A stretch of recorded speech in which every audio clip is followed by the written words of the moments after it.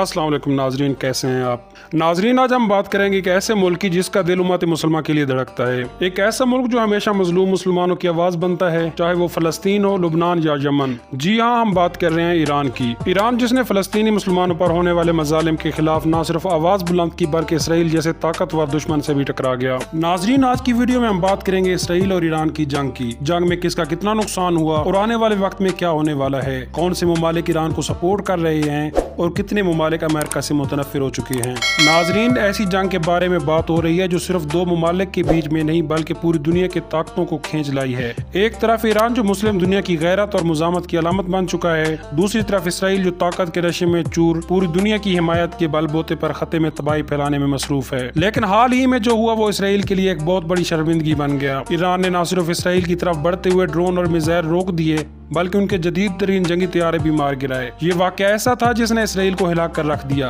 लेकिन बजाय इसके कि इसराइल अपनी शिकस्त तस्लीम करता, इसराइली वजीर आजम नेतन्याहू ने एक नया शोशा छोड़ दिया। नेतन्याहू ने कहा कि हम नहीं मानते कि ईरान के पास इतनी सलाहियत है कि वो हमारे F-35 जैसे एडवांस्ड फाइटर जेट्स को गिरा सके। उन्होंने ये भी इशारा दिया कि ये जहाज शायद किसी और मुल्क, खास तौर पर पाकिस्तान के हदूद में गिराए गए हों। ये बयान सिर्फ एक दिफाई झूठ नहीं था बल्कि दुनिया को उलझाने की कोशिश भी थी। वीडियो में आगे बढ़ने से पहले हम ईरान के मोहल्ले वकूफ पर नजर डालेंगे। जी हाँ नाजरीन, ईरान का सरकारी नाम इस्लामी जमहूरिया ईरान है। इसकी आबादी तकरीबन 90 मिलियन के करीब है। ये मुल्क मशरिक वस्ती में वाक़या है। ईरान की सरहदें पाकिस्तान, अफगानिस्तान, तुर्की, आर्मीनिया, अजरबैजान, इराक और तुर्कमानिस्तान से मिलती है, जबकि इसका दारुल हुकूमत तेहरान है। ईरान दुनिया के तेल पैदा करने वाले बड़े ममालिक में शुमार होता है और इसकी माशियत का बड़ा दारोमदार इसी पर है। ईरान की GDP तकरीबन $400 बिलियन के करीब है। ईरान की तारीख कई इनकलाबात और जंगों से भरी पड़ी है। 1979 में ईरान में इस्लामी इनकलाब आया। इसके नतीजे में बादशाहत का खात्मा हुआ। आयतुल्लाह खमीनी की क़यादत में इस्लामी हुकूमत कायम हुई। इनकलाब के बाद ईरान का बड़ा इम्तिहान इराक के साथ 8 साल जंग की सूरत में पेश आया।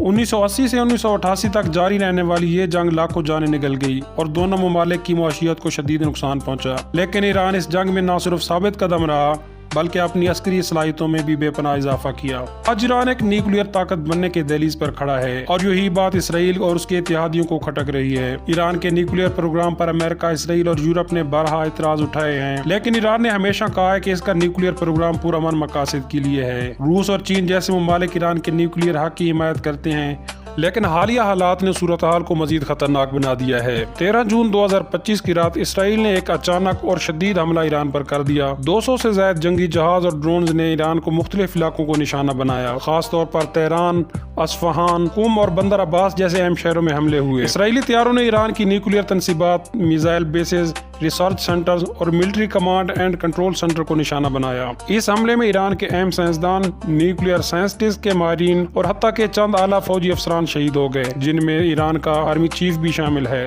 तेहरान में मौजूद मिसाइल कमांड सेंटर तबाह हुआ। ईरान के बैलिस्टिक मिसाइल सिस्टम को शदीद नुकसान पहुंचा। हमले इतने अचानक और भरपूर थे कि ईरान के एयर डिफेंस सिस्टम ज्यादा रद्द-ए-अमल न दे सके। ईरान के अंदरूनी ज़राए के मुताबिक हमले की इतलात दुश्मन को पहले से कैसे पहुंची, ये सवाल हर ईरानी शहरी के ज़हन में गूंज रहा है। शक ज़ाहिर किया जा रहा है कि ईरान के अंदर कोई गद्दार मौजूद है जिसने इसराइल को खुफिया मालूमात फराहम की। याद रहे, इससे कबल भी ईरान के जोहरी साइंसदान मोहसिन फखरीज़ादा को एक खुफिया ऑपरेशन में शहीद किया गया था और उस वक्त भी अंदरूनी गद्दारी का शुबा ज़ाहिर किया गया था। इन हमलों के बाद ईरान ने भी चुप नहीं साधी। सिर्फ 24 घंटे के अंदर ईरान ने इसराइल के खिलाफ जवाबी कार्रवाई करते हुए कई मिसाइल फायर किए। इनमें से कुछ को इसराइल ने अपने आयरन डोम सिस्टम के जरिए रोक लिया, लेकिन कई मिसाइल तेल अबीब, हीफा और दीगर अहम इसराइली शहरों में गिरे, जिससे वहाँ भी शदीद जानी और माली नुकसान हुआ। अमरीका ने फौरी तौर पर इसराइल की हिमायत करते हुए ईरान को मजीद पाबंदियों की धमकी दी। अमेरिकी सदर ने कहा, ईरान का न्यूक्लियर हथियार हासिल करना दुनिया के लिए सबसे बड़ा खतरा होगा और हम ऐसा हरगिज नहीं होने देंगे। इसराइल ने भी एक बयान में कहा कि ईरान को न्यूक्लियर ताकत बनते देखना हमारे वजूद के लिए खतरा होगा। हम इसे किसी भी कीमत पर रोकेंगे। पाकिस्तान के वजीर खारजा ख्वाजा आसिफ ने फौरी तौर पर एक सख्त रद्द-ए-अमल दिया। उन्होंने कहा कि अगर आज ईरान को तनहा छोड़ा गया तो कल हर मुसलमान मुल्क की बारी आएगी। ख्वाजा आसिफ ने खुलकर ईरान के दिफा का अंदिया दिया और कहा, मुस्लिम दुनिया को अब मुत्तहिद होकर फैसले करने होंगे। उन्होंने ये भी कहा कि पाकिस्तान ईरान को कभी अकेला नहीं छोड़ेगा। इस बयान पर इसराइल और अमेरिका में खलबली मचा दी। इधर चीन भी ईरान की मुकम्मल हिमायत में सामने आ गया है। चीन ने वाज़ेह अल्फाज में कहा है कि ईरान पर किसी भी जारियत का मतलब पूरे खत्ते को आग में धकेलना है। रूसी वज़ारत दिफा ने बयान दिया है कि ईरान एक खुद मुख्तार मुल्क है और इसके खिलाफ किसी भी किस्म की जारियत को हम आलमी अमन के खिलाफ समझेंगे।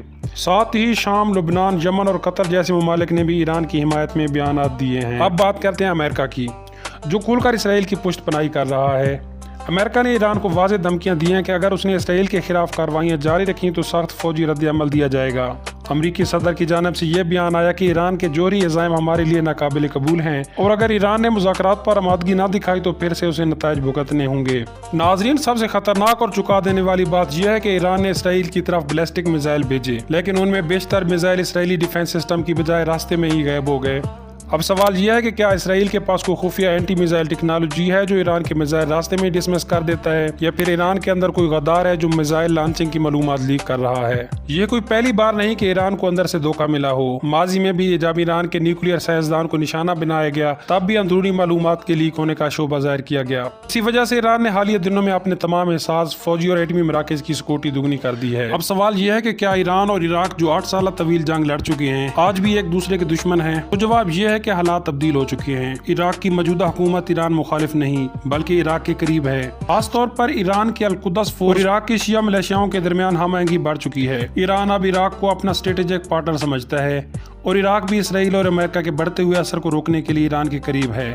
ایران اس وقت نہ صرف سفارشی محاذ پر بلکہ فوجی، ٹیکنالوجیکل اور انٹیلیجنس سطح پر بھی مکمل تیار ہے۔ اس کے پاس ہزاروں شارٹ رینج، میڈیم رینج اور لانگ رینج میزائلز ہیں۔ ایران کی مشہور فتح 110، شہاب 3 اور خیبر میزائل سیریز اسرائیل کے لیے براہ راست خطرہ ہیں۔ ایران کا ڈرون سسٹم خاص طور پر شہید 136 اور محسن ڈرون اب تک کئی محاذوں پر کامیاب ٹیسٹ کر چکے ہیں۔ ایران نے اسرائیلی حملوں کے بعد فوری رد عمل دیا۔ تہران میں موجود اہم عسکری اور ایٹمی مقامات پر کیے گئے حملوں کا بھرپور جواب دیا گیا۔ ایران کی IRGC یعنی پاسداران انقلاب نے اسرائیل کے فوجی ٹھکانوں پر بیلسٹک میزائل داغے۔ اسرائیل نے اگرچہ نقصان کو چھپانے کی کوشش کی، لیکن عالمی میڈیا کے کچھ اداروں نے رپورٹ کیا ہے کہ تل ابیب کے قریب واقع ایک حساس ملٹری زون میں زوردار دھماکے ہوئے۔ اسی دوران ایران میں اندرونی مظاہروں کا ایک نیا سلسلہ شروع ہو چکا ہے جو اسرائیلی حملوں کے خلاف عوامی غصے کا اظہار ہے۔ تہران، مشہد، قم اور اصفہان میں ہزاروں افراد نے سڑکوں پر نکل کر امریکی اور اسرائیل کے خلاف نعرے لگائے۔ ایران کی عوام اب مکمل طور پر حکومت کے ساتھ کھڑی نظر آ رہی ہے۔ آخر میں سوال یہ اٹھتا ہے کہ یہ جنگ کہاں جا رہی ہے؟ اگر ایران پر مزید حملے ہوئے تو کیا پاکستان براہ راست میدان میں اترے گا؟ کیا چین اور روس صرف بیانات تک محدود رہیں گے یا پھر عملی قدم اٹھائیں گے؟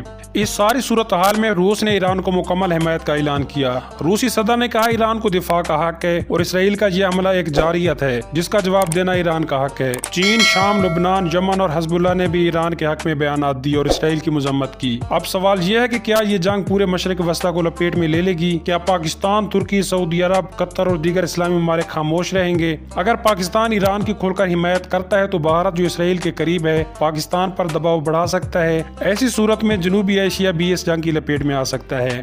دوسری طرف ایران میں عوامی رد عمل بھی بہت شدید ہے۔ تہران، مشہد، تبریز، قم اور شیراز جیسے شہروں میں لاکھوں لوگ سڑکوں پر نکل آئے ہیں۔ لوگ مارگ بر اسرائیل کے نعرے لگا رہے ہیں اور ایران کی حکومت سے بھرپور جوابی کارروائی کا مطالبہ کرتے ہیں۔ ایران کی اعلیٰ قیادت اس وقت سخت دباؤ میں ہے۔ صدر، سپریم کورٹ اور آرمی چیف مسلسل ہنگامی اجلاس کر رہے ہیں۔ ایران کے پاس اب ہزاروں بیلسٹک اور کروز میزائل موجود ہیں۔ ایران کی نیوی اور ایئر فورس کو الرٹ پر رکھا گیا ہے۔ ایران کے میزائل کی پہنچ اسرائیل کے دل تک ہے اور اگر ایران کھل کر جوابی کارروائی کرتا ہے تو اسرائیل کو زبردست نقصان ہو سکتا ہے۔ دوستو، حالات سنگین ہیں۔ یہ صرف دو ممالک کی جنگ نہیں بلکہ ممکنہ طور پر ایک بڑی عالمی جنگ کی شروعات ہو سکتی ہے۔ ایران کا حوصلہ بلند ہے، قوم متحد ہے، لیکن دشمن بہت شاطر اور منظم ہے۔ اب دیکھنا یہ ہے کہ آنے والے دنوں میں جنگ کس طرف رخ اختیار کرتی ہے۔ کیا ایران نیوکلیئر پاور بن پائے گا؟ کیا اسرائیل مزید حملے کرے گا؟ اور کیا دنیا ایک اور ورلڈ وار کی طرف بڑھ رہی ہے؟ دوستو، اگر آج امت مسلمہ متحد نہ ہوئی تو کل ہر مسلمان ملک کو ایک ایک کر کے نشانہ بنایا جائے گا۔ اب فیصلہ آپ کے ہاتھ میں ہے۔ ایران تنہا نہیں، اس کے ساتھ عوامی طاقت، اسلامی جذبہ اور اب شاید پاکستان جیسے ایٹمی ملک کی غیر مشروط حمایت بھی شامل ہے۔ اب دنیا کو فیصلہ کرنا ہوگا کہ طاقتور کے ساتھ کھڑا ہونا یا مظلوم کے ساتھ۔ اس ویڈیو کو آخر تک دیکھنے کے لیے شکریہ۔ اگر آپ کو ایسی ڈاکومنٹری پسند آئی تو ہمارے چینل 2RPD اردو کو سبسکرائب کرنا مت بھولیے۔ ملتے ہیں نیکسٹ ویڈیو میں، اپنا خیال رکھیے۔